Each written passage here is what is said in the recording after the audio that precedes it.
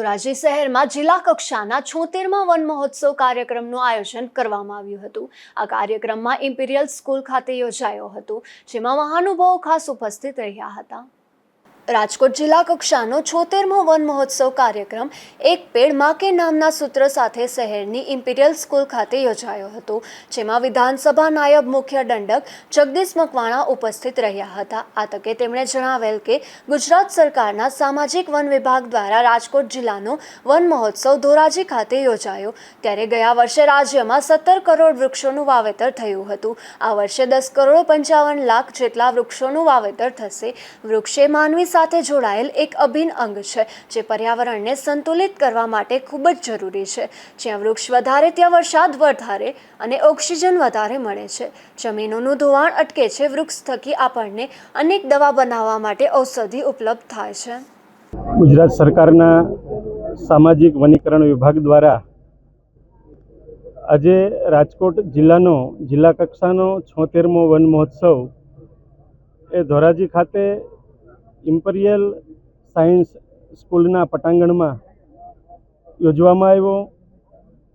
દેશના યશસ્વી પ્રધાનમંત્રી નરેન્દ્રભાઈ મોદી સાહેબે એક પેડ માં કે નામના ભાગ સ્વરૂપે ગત વર્ષે ગુજરાત રાજ્યમાં 17 કરોડ વૃક્ષોનું વાવેતર થયું। આ વર્ષે પણ ગુજરાતની અંદર 10 કરોડ 55 લાખ વૃક્ષોનું વાવેતર થઈ રહ્યું છે। સાથે સાથે રાજકોટ જિલ્લામાં એક પેડ માં કે નામ પર 10 લાખ કરતાં વધારે વૃક્ષો વવાવાના છે। સમગ્ર ગુજરાત એક ગ્રીન ગુજરાત બને, એક ક્લીન ગુજરાત બને, એ માટે રાજ્યના માનનીય મુખ્યમંત્રી શ્રી ભૂપેન્દ્રભાઈ પટેલ સાહેબના નેતૃત્વવાળી સરકાર સમગ્ર રાજ્યમાં ઠેક ઠેકાણે ગ્રામ્ય સ્તર સુધી લોકોમાં જાગૃતિ લાવી અને વૃક્ષારોપણનું એક અદ્ભુત કામ કરાવી રહી છે। આજે જિલ્લા કક્ષાનો વન મહોત્સવ ઉજવાયો છે। હવે તાલુકા કક્ષાએ અને ત્યારબાદ લોકોની જનભાગીદારી થકી ગ્રામ્ય કક્ષાએ પણ આ વન મહોત્સવો થવાના છે। વૃક્ષ એ માનવીની સાથે જોડાયેલું એક અભિન્ન અંગ છે, જે પર્યાવરણને સંતુલિત કરવા માટે ખૂબ જ ઉપયોગી છે। અને જ્યાં વૃક્ષ વધારે છે ત્યાં જ વરસાદ વધારે છે, ત્યાં જ ઓક્સિજન શુદ્ધ મળે છે। જમીનનું ધોવાણ પણ આ વૃક્ષોના કારણે અટકે છે।